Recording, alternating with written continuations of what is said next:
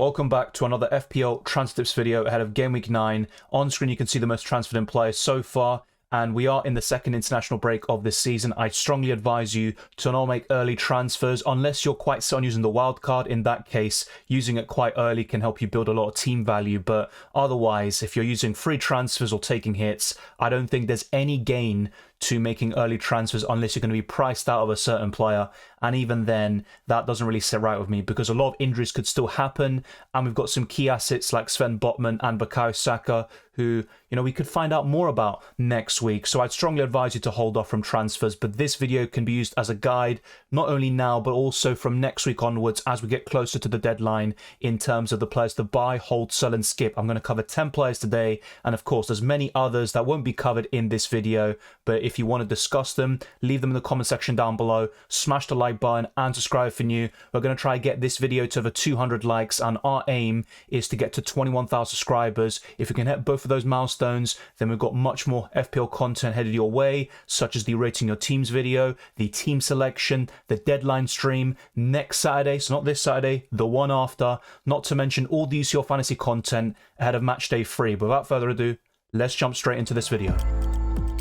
The first buy of this video is a very simple one. Mohamed Salah has produced 3 double-digit returns in his last 4 matches, and the reason why I want to talk about him today is because there's going to be a lot of discussion about Salah versus Haaland, and I think that's a key topic heading into Game Week 9. Now, if I had to pick one premium heading into this period, considering the fixtures, then Salah would be my preference, but would I sell Haaland to get Salah? That's a bit of a trickier question to answer. For free transfers, I don't think it's the worst set of moves you can make, at least up until, let's say, Game Week 16 when the fixtures turn for Man City. But would I sell Haaland for a hit to get Salah? That's where I'll probably strike the line and say no, I wouldn't do that, because Haaland does have some really good fixtures, as we'll get onto later in this video. But with Salah, if you can find another means of getting him and it doesn't involve selling Haaland, then he's 100% a buy, whether you take a hit as well. I've seen some people ask me, should I sell Rashford and maybe a striker I'm not going to use that much like Morris, and then I can get Mabama and Salah?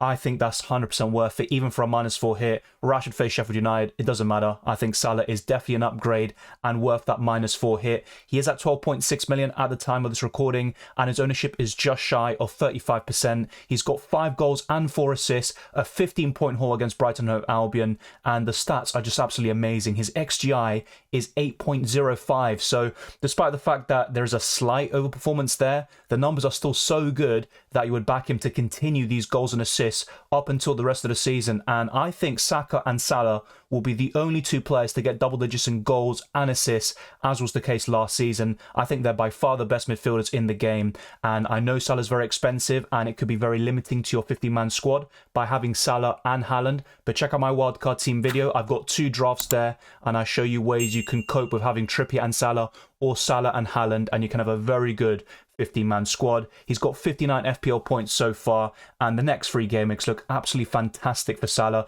Even Brentford at home isn't that bad of a fixture there for Liverpool, considering Brentford's form and their injuries. Not to mention Man City away, where Salah did score last season, and he can do anything, really, against absolutely anybody. He's a fantastic player, and over the next 3 game weeks, he is captaincy material in each of those match days. But in terms of Everton at home, the only concern is the early kickoff, but there are examples of players like Watkins who did very well as the early kickoff, if some people captain him, of course. And then you've got Nottingham Forest at home and Luton Town away. And in such game weeks, for example, Haaland plays Man United away in Game Week 10, and in Game Week 11 he faces Bournemouth at home. So that could be a very tricky one to decide the captaincy, but you'd probably favour Haaland there. Ultimately, though, you will be captaining Salah more often from now up until Game Week 16, and Liverpool have some good long-term fixtures, despite a few tough ones in there, like Man City away. So for me, Mohamed Salah is definitely a buy. Gabriel was such a popular option during pre-season, and with good reason. He has started every single game for Arsenal last season. He's such an integral part to that side. He's got goal threat. You can see there 10 Premier League goals in the last 3 seasons, and he's also just a really good way of getting into that Arsenal defence at only 5 million. But in Game Week 1, just a few minutes before the deadline, we got that news that Gabriel would be benched, and that shocked us all. But then we thought, you know what, he'll start in Game Week 2, it didn't happen, and in Game Week 3, and it didn't happen yet again, and Arsenal dropped points. Gabriel didn't come on for a single minute, And from that point onwards, things changed, and Gabriel has just got back into the side and reasserted himself as one of Arsenal's most important players. I think he's very underrated, and I know people might not believe me, but I genuinely mean this. Just a few minutes before the deadline and before the news broke out, I made a late switch from Gabriel to Saliba on stream for the Gameweek 1 deadline stream, and I'm not even sure why I did it. It was kind of like a hunch, just a gut feeling. Saliba's better for bonus points and assists, and I was very fortunate with that decision, but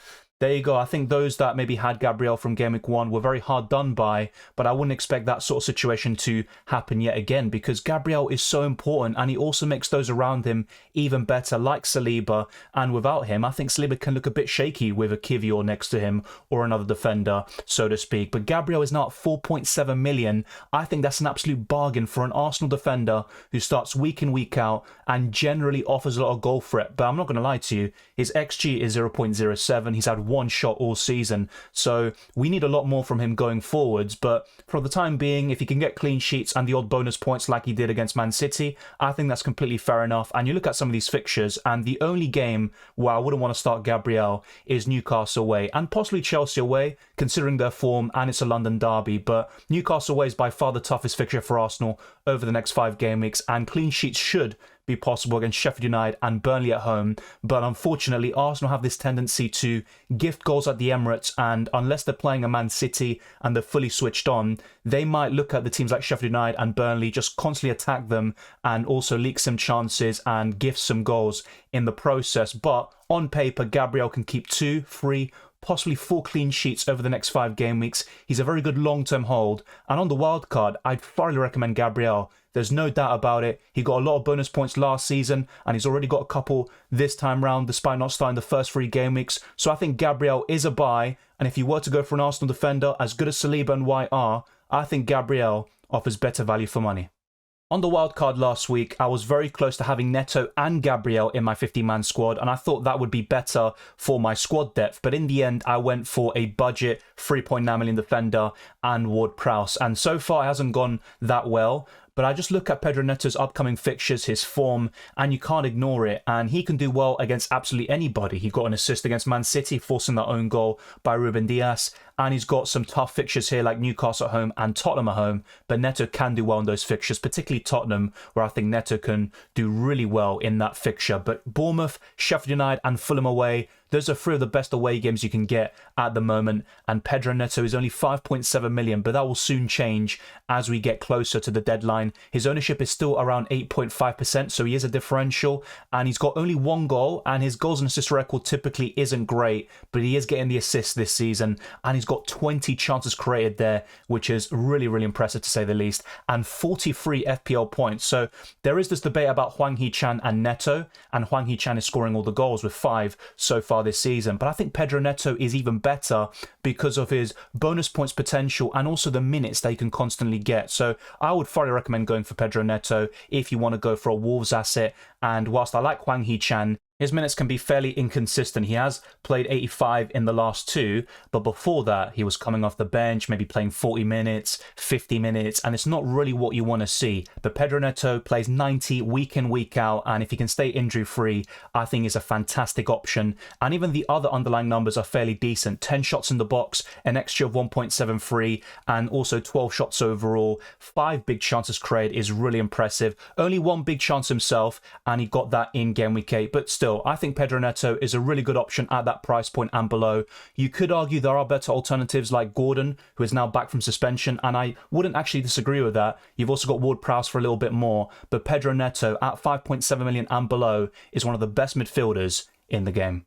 Man City had one of the worst offensive performances under Pep Guardiola against Arsenal, with the lowest ever shots recorded under Pep Guardiola with 4 and only 1 shot on target, and Haaland was left isolated. He had no one really linking up with him, no Kevin De Bruyne, who is a massive miss, and I think that game against Arsenal is the one where De Bruyne was the biggest miss of them all. Before that, they were coping quite well, but with Rodri also suspended, I think City have just really struggled with that midfield balance and also connecting the attack to the defence and vice versa. But Haaland is still a hold for me. He's facing Brighton and Bournemouth at home in the next 3 game weeks, and as I said in my recent video, my prediction is for Haaland to get at least 4 goals in the next 3 game weeks, and he could even be a fantastic captaincy option in game weeks 9 and 11. He is still at 14 million. He went down in price a few days ago, and his ownership is 88.7%, so most of us still have him, but I think there will be a gradual shift and his ownership will go down to potentially 80% and maybe below,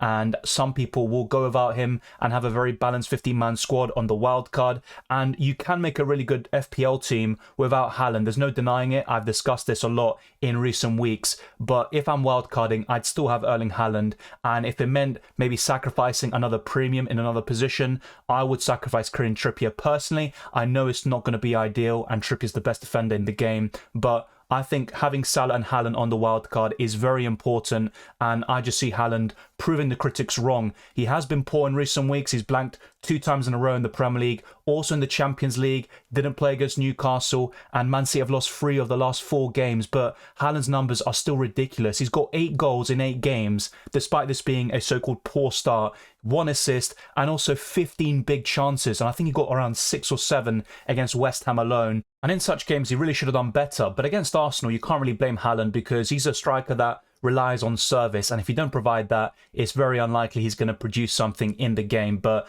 I'm expecting Man City to create a lot of chances, get back to winning ways with Rodri now back from suspension, and Haaland's going to get a lot of chances in these upcoming games, including Man United away, Liverpool at home, possibly Chelsea away, and I would be very surprised if Haaland continues to blank. And there is this question as well, if Haaland blanks against Brighton, should I sell? My answer will still be no, because he's got Bournemouth at home literally just 2 game weeks after, and the way Man United are defending and playing, I think Haaland will score in that game, and Man City are still the overwhelming favourites to win that match. Liverpool at home could be quite tough, but also Liverpool quite suspect defensively. Chelsea, oddly enough, might be the best defence coming up for Haaland over the next 5 game weeks, and that's where he could blank. But ultimately, I think Haaland is a hold. I wouldn't be worrying too much about Man City. It's a blip. They always have this, and they end the season very strongly, and Haaland can go absolutely ballistic, and I expect him to against Brighton and Bournemouth.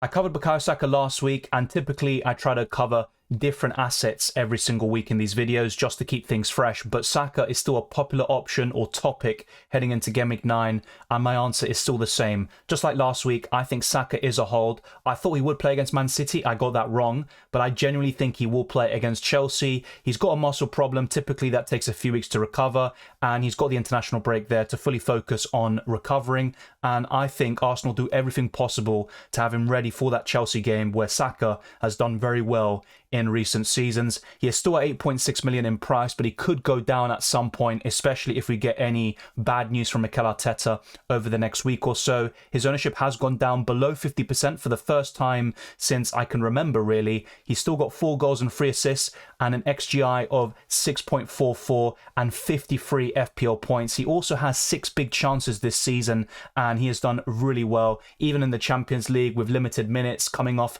injured against Lens. He got an assist there, and he seems to be returning every single game, it seems like. Despite a somewhat slow start in terms of performances, he can still get the goals and assists, and he is a fantastic FPL option. I think Saka and Salah will be the best midfielders and the highest scoring in FPL this season. The fixtures aren't too bad. I think Newcastle away is quite tough, but the rest, you would back Arsenal to win those games or to be the favourites, and they should score plenty of goals in the process. And Saka could be a great captaincy option against Sheffield United and Burnley at home. So for me, Bukayo Saka is a hold. Mbeumo is a very short-term hold. I have to make that very clear. I would only keep Mbeumo for Burnley at home. Afterwards, against Chelsea away, West Ham at home, Liverpool away, Arsenal at home. Those are really tough fixtures. I know West Ham is still favoured by the FDR, but I think that will change as the season progresses. West Ham are turning out to be a very solid team this season. I would sell Mbeumo in Game Week 10, but keep him for 1 more against Burnley at home, where he could haul. He's on penalties. He's a very good enabler, or maybe enabler is not the right word, but a mid-priced option, and there are definitely some worse picks you can go for around his price. But I think Mbeumo is only a hold for Game Week 9. I have to make that very clear for Burnley at home. He's still got some very good numbers, 4 goals, an XG of 4.58 and 40 FPL points. So he is averaging 5 points per game, and he had a terrific start, including a 16-point haul against Fulham, but he has died down since Game Week 4, which was the last time that Mbeumo produced a return. But I'm backing him to do well against Burnley at home. You definitely have to play the fixture and give him a chance there. Afterwards, though, I think Mbeumo is a very easy sell from Game Week 10 onwards. Fair play to those that kept Sterling in Game Week 8. I even saw some people buying him to target that Burnley fixture, and you've got to put your hands up and say that's a really good move. But with Raheem Sterling, his upcoming fixtures are very poor, and I would personally sell him. Enjoy the points you got in Game Week 8 and just sell Sterling, and don't look back for the time being up until Chelsea's fixtures maybe turn for the better again. And Brentford at home isn't too bad. I think that's the best fixture on paper for Chelsea, but the others look really grim. And you know what? I have to say, Chelsea can cause upsets here, maybe against Man City, Arsenal, Tottenham, or Newcastle, getting a draw or a win in some of these games. But their FPL credentials, their ceilings for the likes of Sterling is going to be very low.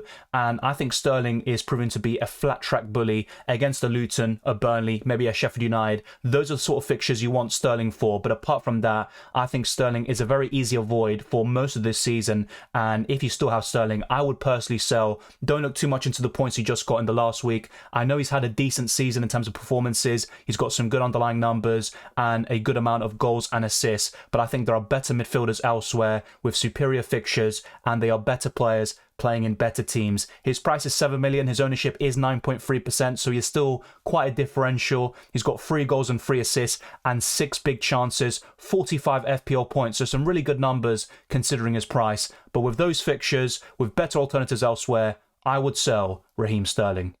Carlton Morris is a sell for me. I think he's a decent option at 5.6 million. He's had a good start to the season with 3 goals and 1 assist in 8 games. He was a hero for some people in double game week 7, and heading into that game week, I said Morris was a buy, but only for double game week 7, and that's it. Afterwards, he's a sell. I maintain that belief. I think Morris is an easy sell at this point in time because you can either downgrade him to a 4.5 million forward, if Morris is your third forward, that is, and you can use those funds to upgrade another position like the midfield or the defense.